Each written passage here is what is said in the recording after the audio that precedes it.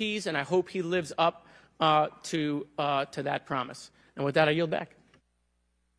Okay, thank you, Mr. Moskowitz. And I would now, committee staff asked me to go ahead and I will do it, to enter into the congressional record this 12-page document that Michael Schellenberger brought today that describes the Immaculate Constellation government program. So we will do that now. Every member up here has a copy of it. The first section talks about the unacknowledged special access program called Immaculate Constellation, and the second section about USG imagery intelligence. And Representative Luna just told me if I say Immaculate Constellation, I'll be on some list, maybe a FISA warrant. So come at me, bro, I guess. But without objection, entered in the record. All right, so next we will introduce our witnesses for today's hearing. Thank you so much for being here. Our first witness is retired Rear Admiral Tim Gallaudet, who retired from the U.S. Navy and is now the Chief Executive Officer at Ocean STL Consulting. Our second witness is Mr. Lou Elizondo, a former Department of Defense official and author of a recent bestseller book about UAPs. Our third witness is Mr. Michael Schellenberger, founder of the newsletter Public and author of a recent journalistic piece about special access programs, including one widely identified as Immaculate Constellation. I swear the staff wants me on a list. Okay. And our last witness today is Mr. Michael Gold, a former NASA official who is also a member of the NASA UAP Independent Study Team. Welcome, everyone. We are pleased to have you today. Pursuant to Committee Rule 9G, the witnesses will please stand and raise your right hands. This is where it gets real. Do you solemnly swear to affirm that the testimony that you are about to give is the truth, the whole truth, and nothing but the truth, so help you God? Let the record show that the witnesses all answered in the affirmative. We appreciate all of you being here today and look forward to your testimony. Let me remind the witnesses that we have read your written statements and they will appear in full in the hearing record. You guys may be seated. Please limit your oral statements to 5 minutes. As a reminder, please press the button in front of you so the microphone is turned on so that everyone in the room, members included, can hear you. When you begin to speak, the light in front of you will turn green. After 4 minutes, the light will turn yellow. When the red light comes on, your 5 minutes has expired, and we would ask that you please wrap it up. So I will first recognize Rear Admiral Gallaudet to please begin your opening remarks. Thank you, Chairwoman Mace, Chairman Grothman, Ranking Members Connolly and Garcia, and members of the committee. Thank you for this opportunity to testify today regarding unidentified anomalous phenomena, or UAP. Confirmation that UAPs are real came to me in January of 2015 when I was serving as the commander of the Navy Meteorology and Oceanography Command. At the time, my personnel were participating in a pre-deployment naval exercise off the U.S. East Coast. It included the USS Theodore Roosevelt Carrier Strike Group, and this exercise was overseen by the United States Fleet Forces Command, led by a 4-star admiral who at the time was also my superior officer. During this exercise, I received an email on Navy's secure network from the operations officer of U.S. Fleet Forces Command. The email was addressed to all the subordinate commanders, and the subject line read in all capital letters, "Urgent Safety of Flight Issue." The text of the email was brief but alarming, with words to the effect, "If any of you know what these are, tell me ASAP. We are having multiple near mid-air collisions, and if we do not resolve this soon, we are going to have to shut down the exercise." Attached to the email is what is now known as the Go Fast video, captured on the forward-looking infrared sensor of one of the Navy F-A-18 aircraft participating in the exercise. The now declassified video showed an unidentified object exhibiting flight and structural characteristics unlike anything in our arsenal. The implication of the email was clear. The author was asking whether any of the recipients were aware of classified technology demonstrations that could explain these objects. Because the DoD policy is to rigorously deconflict such demonstrations with live exercises, I was confident this was not the case. The very next day, that email disappeared from my account and those of the other recipients without explanation. Moreover, the commander of Fleet Forces Command and the operations officer never discussed the subject. Even during weekly meetings specifically designed to address issues affecting exercises like the one in which the Theodore Roosevelt Strike Group was participating. This lack of follow-up was very concerning to me. As the Navy's chief meteorologist at the time, I was responsible for reducing safety of flight risks. Yet it appeared to me that no one at the flag officer level was addressing the safety risk posed by UAPs. Instead, pilots were left to mitigate these threats on their own without guidance or support. I concluded that the UAP information must have been classified within a special access program managed by an intelligence agency. That is a compartmented program that even senior officials, including myself, were not read into. Last year's UAP hearing before this oversight committee confirmed that UAP-related information is being withheld from senior officials and members of Congress. And just this week, I learned from former DoD official Chris Mellon that satellite imagery of UAP from a few years ago still has not been shared with Congress. Equally concerning, last year's UAP hearing also revealed that elements of the government are engaged in a disinformation campaign to include personal attacks designed to discredit UAP whistleblowers. Having never signed a non-disclosure agreement regarding UAPs, and now as a private citizen, I've become an advocate for greater UAP transparency from the government. The continued overclassification surrounding UAPs has not only hindered our ability to effectively address these phenomena, but has also eroded trust in our institutions. While I applaud previous bipartisan legislation passed by Congress concerning UAPs, a more comprehensive approach is needed to address the broader implication of UAP on public safety and national security, as well as the socioeconomic opportunities that open UAP research could unlock. Therefore, I recommend Congress take the following action, which I believe will receive bipartisan support. First, establish robust oversight of the executive branch's management of UAP information by directing key officials, beginning with the director of the DoD's All-Domain Anomaly Resolution Office, to provide comprehensive briefings on what the government knows about UAP and does not know. Two, enact the provisions of the UAP Disclosure Act that establish a UAP Records Review Board to ensure independent oversight, transparency, and accountability in the government's handling of UAP information. And three, strengthen the UAP Disclosure Act and future reauthorizations with provisions that mandate a whole-of-government approach to addressing UAP. In closing, I will share my personal reasons for speaking out on this topic. First, as a former science agency leader, having led the National Oceanic and Atmospheric Administration, I've always sought the truth in human knowledge and thought. Now that we know UAP are interacting with humanity, and these include unidentified submerged objects in the ocean, we should not turn a blind eye, but instead boldly face this new reality and learn from it. Additionally, at a time when leaders in government leave much to be desired, I feel obligated to show moral leadership on this issue of UAP disclosure by validating the credibility of the courageous men and women who have come out as witnesses and whistleblowers to expose the truth. My speaking out has encouraged others to do the same, and it's my hope over time that a number of your constituents will want to know the truth and about UAP, and this number will increase to such an extent that the congressional action I have just recommended will become inevitable. Thank you, and I look forward to your questions. Thank you. I will now recognize Mr. Elizondo for his opening statement. Greetings, Chairwoman Mace, Chairman Grothman, Ranking Members Connolly and Garcia, and members of the committee. It is my honor and privilege to testify before you on the issue of unidentified anomalous phenomenon, formerly known as UFOs.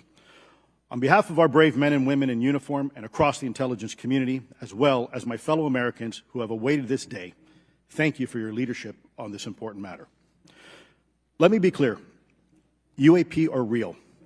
Advanced technologies not made by our government or any other government are monitoring sensitive military installations around the globe. Furthermore, the U.S. is in possession of UAP technologies, as are some of our adversaries.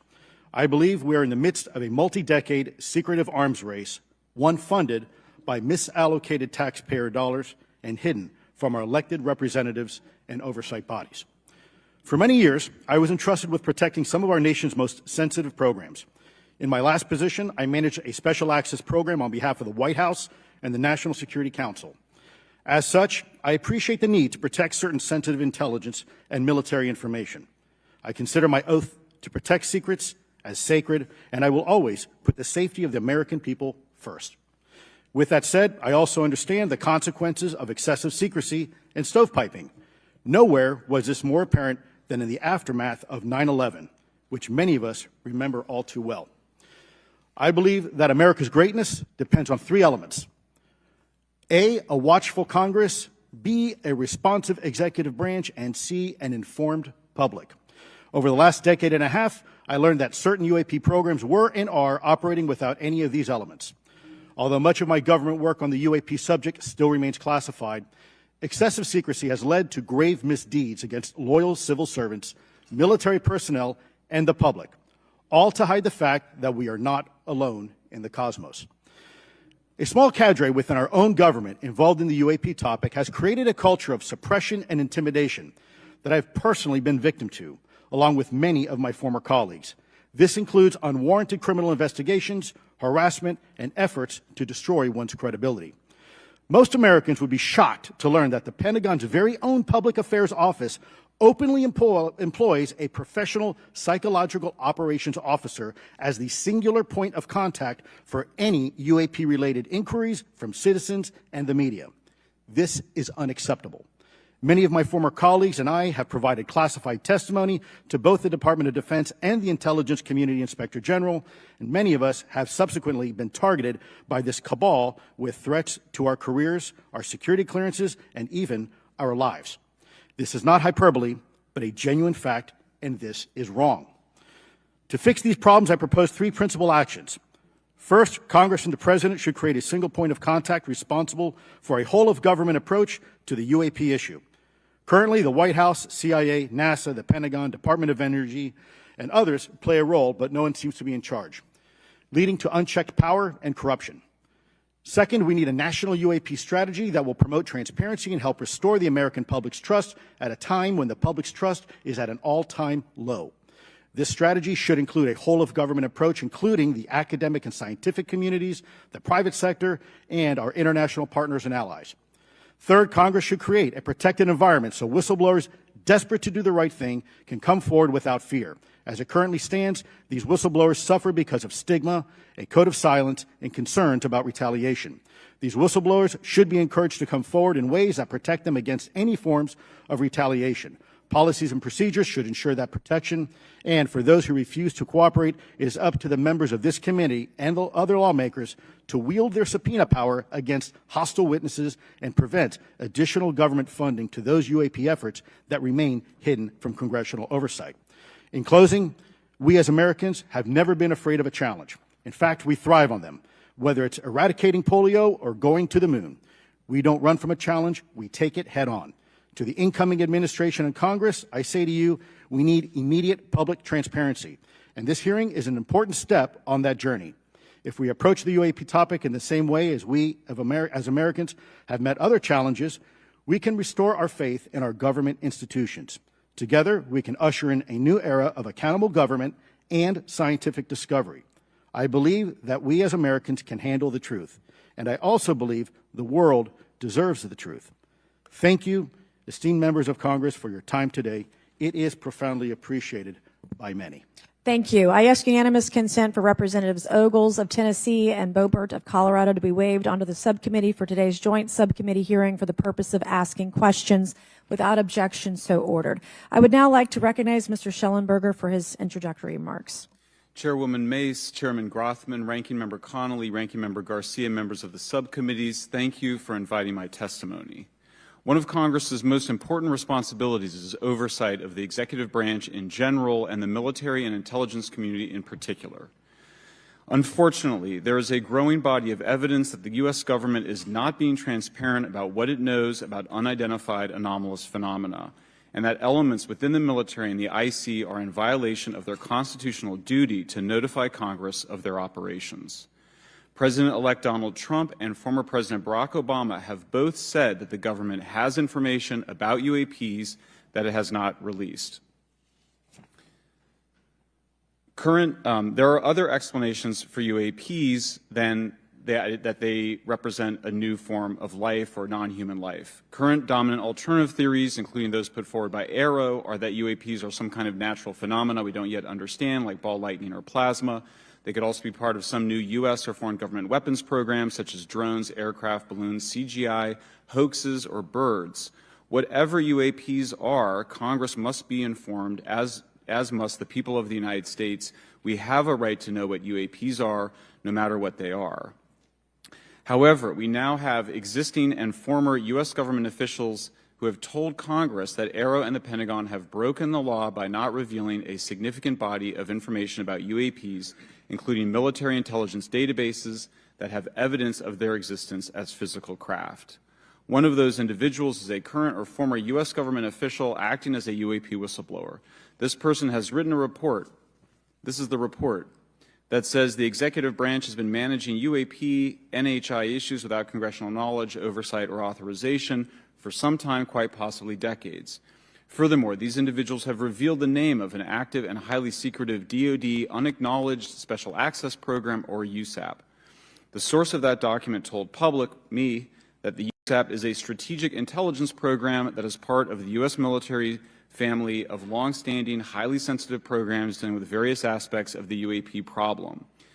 The new UAP whistleblower claims that the U.S. military and IC database includes videos and images taken using infrared, forward-looking infrared, full-motion video, and still photography. The report that was just shared with Congress says Immaculate Constellation serves as a central or parent USAP that consolidates observations of UAPs by both tasked and untasked collection platforms. Immaculate Constellation includes high-quality imagery intelligence and measurement and signature intelligence of UAPs, the whistleblower's report adds. The sources of this intelligence are a blend of directed and incidental collection capabilities, positioned in low Earth orbit, the upper atmosphere, as well as military and civilian aviation altitudes and maritime environments. The report to Congress details in detail various UAPs, including spheres, orbs, disks, saucers, ovals, triangles, boomerang, arrowhead, and irregular organic. The report describes various incidents found in the human intelligence databases. One involved orbs surrounding and forcing an F-22 out of its patrol area. In another incident, the crew of a Navy aircraft carrier watched a small orange-red sphere rapidly descend from a high altitude of 100 to 200 yards directly above the flight deck of the CVN, or aircraft carrier. And since my reporting on this Immaculate Constellation last month, another source came forward who told me that they saw a roughly 13-minute-long, high-definition, full-color video of a white orb UAP coming out of the ocean approximately 20 miles off the coast of Kuwait. It was filmed from a helicopter. Then halfway through the video, the person said the orb is joined by another orb that briefly comes into the frame from the left before rapidly moving again out of the frame. The person discovered the video on SIPR, the Secure Internet Protocol Router Network, which the DoD uses to transmit classified information. A leading UAP researcher who utilizes the Freedom of Information Act to find out what the government knows, John Greenwald, told me last year that the U.S. government had been increasingly denying his request for UAP information. He has been doing FOIA requests for 27 years and has an archive of 3 million pages. The government has for decades denied any interest in UFOs, he told me, but the documents that he has assembled show that behind the scenes it was a completely different story. Contrary to the hopes of many advocates of transparency, the government has been restricting more information since the leak of 3 UAP videos in 2017. The DoD organization AARO has been labeling many documents with a B7 exemption, which Greenwald says does not make any sense. They're stating that anything AARO does is involved in law enforcement investigation, which allows AARO to not release it. Greenwald says that the DoD has denied the existence of a UAP and ATIP-related records on multiple occasions, only to acknowledge them after an appeal was filed. He added that the Naval Air Systems Command in March 2022 stated they found no additional UAP videos. It seems strange that they had 3 and only those 3, but other requests had been filed by the Black Vault, that's John Greenwald's group, to seek out more places UAPs might be hiding. Then in September 2022, the Navy admitted that the UAP-related videos and photographs existed, but denied the request in full for their release, saying that the requested videos contain sensitive information that are classified and exempt from disclosure. The DoD will deny things on a Monday and then admit to it on a Friday, said Greenwald. He said the government can and does release videos that protect secret methods of capturing it. They fall back on the sensitive platform excuse a lot, he said. However, the on-screen information can be blurred and scrubbed. The metadata can be removed. I'll show you this example here. This is a presentation from the UATP task force. This is completely absurd. It's nuts, this level of censorship, of redaction on a document. It shows the redaction of how many reports they've collected, for how many years. 2 of the 3 potential explanations are blacked out. The Pentagon, the intelligence community is treating us like children. It's time for us to know the truth about this. I think that we can handle it. Thank you very much. Thank you. I would now like to recognize Mr. Gold for 5 minutes. Thank you, Chairwoman Mace, Chairman Grothman, Ranking Members Connolly and Garcia, Representative Moskowitz, and distinguished members of both subcommittees. I'm grateful to all of you, as well as your intrepid staff, for the opportunity to testify, and would like to begin by discussing courage Courage is what it takes to tackle this topic, and courage in the face of adversity is what I see in front of me, beside me, and behind me. Per my introduction, I am currently the Chief Growth Officer at Redwire Space and have had several leadership positions at NASA. That being said, I want to be clear that I am speaking exclusively on my own behalf and not for Redwire, NASA, or any other organization. However, I am here today to speak out for science. Science requires data, which should be collected without bias or prejudice. Yet, whenever the topic of UAP arises, those who wish to explore the phenomena are often confronted with resistance and ridicule. For example, members of the NASA UAP independent study team, particularly those in academia, were mocked and even threatened for simply having the temerity to engage in the study of UAP. Our best tool for unlocking the mystery of UAP is science, but we cannot conduct a proper inquiry if the stigma is so overwhelming that just daring to be part of a NASA research team elicits such a vitriolic response. Therefore, one of the most important actions that can be taken relative to exposing the truth of UAP is to combat the stigma. And this is where I believe that NASA can be eminently helpful. The NASA brand is synonymous with hope, optimism, and credibility. If you were to take a walk down the National Mall, you would immediately see the NASA logo on T-shirts, hats, and bumper stickers. Few federal agencies enjoy this kind of popularity.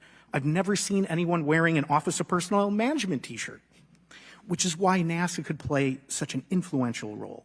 Specifically, NASA could, with relatively little cost and effort, host symposia on UAP, or even just participate in existing panels examining the topic. NASA personnel stepping forward and participating in such discussions would make a powerful statement to the scientific community that UAP should be taken seriously and researched accordingly. In regard to research, NASA has vast archives, much of which may contain important UAP data. Again, for relatively little cost and effort, NASA could create an AI or ML algorithm that could search the agency's archives for anomalous phenomena. I suspect that such an effort would not only result in information that will help us to understand UAP, but could result in data that will assist in other areas of scientific inquiry, such as anomalous weather or meteorite activity. Beyond its existing archives, NASA could act as a clearinghouse for civilian and commercial UAP data. During my work on the UAP independent study team, it quickly became evident that there is no clear or well-publicized process for civilian pilots to report UAP sightings. The stigma associated with UAP hampers the number of pilots that would report such phenomena, but even for those who overcome the stigma, I believe the current FAA guidance is largely unknown and poorly understood. In order to effectively collect UAP data, the independent study team recommended the use of NASA's Aviation Safety Reporting System, or ASRS. This system, which is administered by NASA and funded by the FAA, provides a confidential means for the reporting of safety violations in a voluntary and non-punitive manner. Over 47 years, the ASRS has collected nearly 2 million reports. ASRS is the perfect tool to collect UAP data, which could then be collated by NASA and shared with the public at large. Leveraging ASRS could create a treasure trove of UAP data, potentially hundreds of thousands of reports, supporting this hearing's goal of exposing the truth. And I'm grateful to our two co-chairs and other members who have already incorporated this idea into proposed legislation. At this hearing, and as others have demonstrated, the UAP issue is justifiably dominated by national security and defense. However, I would urge the subcommittees to keep in mind the numerous ways that NASA and the FAA, as well as commercial activities in the air, in space, and in the water, can generate a massive amount of invaluable data on anomalous phenomena. I cannot help but be excited by the potential for such an endeavor, since scientific discovery is driven by anomalies. It's the existence and study of anomalies that led to the theory of relativity, quantum mechanics, and nearly all of humanity's scientific breakthroughs. This is why the study of UAPs should be embraced, since whatever is occurring, the chance to garner new knowledge should never be ignored. We must be thorough in collecting information, fearless in making conclusions, and open to following the data, no matter how mundane or extraordinary the results may be. I began this testimony by praising the Joint Subcommittee members for their courage, and I will end by echoing that sentiment. As the saying goes, the truth is out there. We just need to be bold enough and brave enough to face it. Thank you. Thank you. Thank you all. I will now recognize myself for 5 minutes of questioning. I have a lot of questions and I have a lot of witnesses. So I would just ask if it's yes or no to please just tell me yes or no. If it requires more than that, be very succinct because I would like to go down the line and ask as many questions as possible. So for the Admiral this morning first, former DOD official Chris Mellon reached out to you about satellite imagery from 2017 that depicts a UAP. What were the dates in 2017 when this occurred? I can't share with you the details, ma'am, but I can do it in a closed setting, and I can also tell you the agency that wrote a report on it. Okay, so who has the imagery? I can tell you that in a closed setting. Can you describe what was depicted in the satellite imagery? Just a description. It was a UAP, ma'am. That's it? No other description? The term that the analysts used, they called it the button. It was a disc-shaped object. Okay, where was it? I can't tell you that, ma'am. Okay.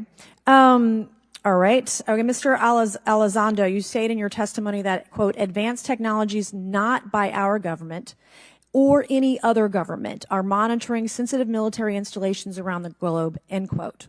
If these technologies are not made by any government, who's making them? Private companies, or are you implying they are crafted by a non-human intelligence? Well, ma'am, that's precisely why we're here.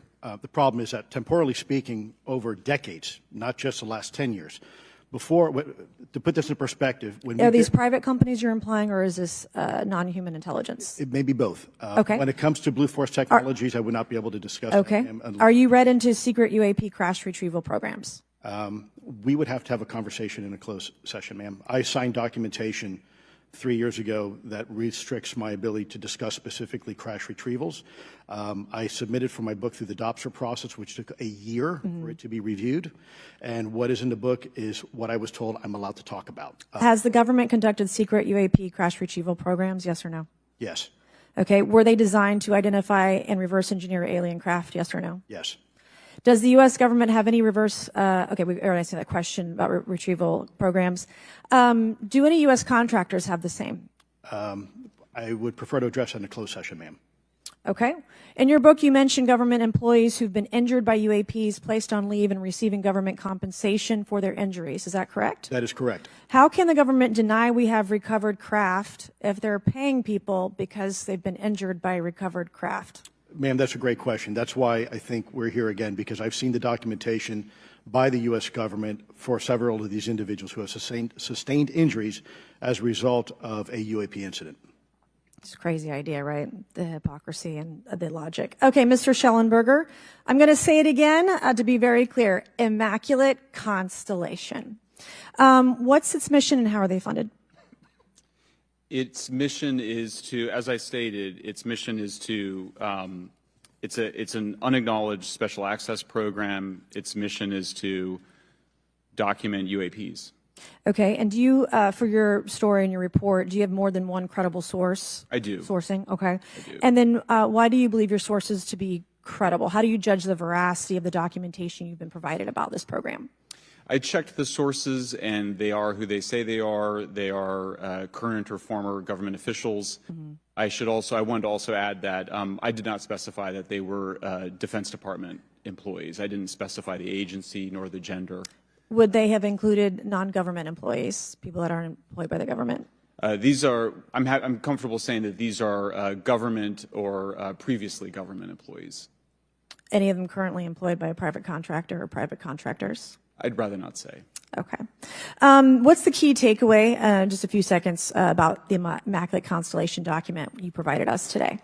I think that what the American people need to know is that the U.S. military and intelligence community are sitting on a huge amount of visual and other information, still photos, video photos, other sensor information, and they have for a very long time. And it's not those fuzzy photos and videos that we've been given. There's very clear high images, res, high resolution. How many visuals, graphics, videos, photos? I mean, I've been told hundreds, maybe thousands. I mean, I also wanted to say, because there was some conversation around concern around the revealing of these materials, revealing the source collections, but some of these are shot from helicopters using normal videos of oceans. I just think that's absurd that somehow you're going to be revealing some secret U.S. technology by revealing that you've photographed orbs off the coast of Kuwait. Okay, thank you. I have 8 seconds. Mr. Gold, did the NASA Independent Study Team get briefed on what you call OSAP? Very quickly.